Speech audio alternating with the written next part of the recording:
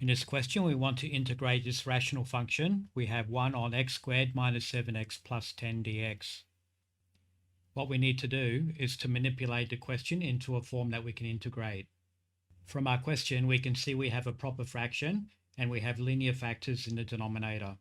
So the form we can use is px plus q on x minus a times x minus b, where a and b are not equal.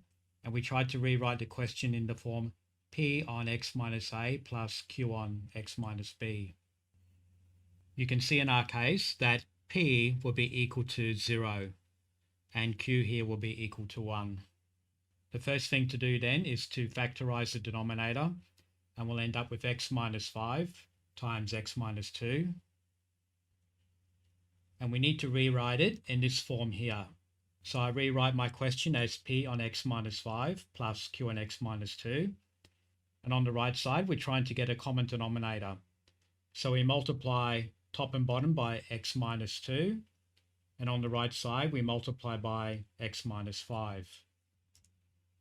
Now we have a common denominator, which is x minus 5 times x minus 2. And in the numerator, we have p times x minus 2 plus q times x minus 5, which is equivalent to our original question here.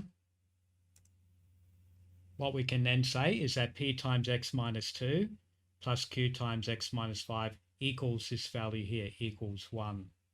What we'll do now is we'll let x equals 2, which means that this term will disappear. And here we'll have 2 minus 5, which is negative 3. So we have negative 3q equals 1. So q equals negative 1/3. And on the right side, you can see if x equals 5, this term will now disappear.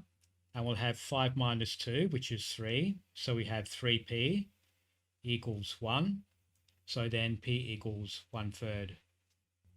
Now we can rewrite our integral. So p is 1/3, q is negative 1/3 on x minus 5 and x minus 2. And we'll rewrite that as 1/3 times 1 on x minus 5 minus 1/3 times x minus 2. 1/3 then is the common factor for both of the terms, so we'll put it in front of the integral sign. And now we integrate both of those terms. When you integrate 1 on x minus 5, we get natural log of the absolute value of x minus 5 minus the natural log of x minus 2.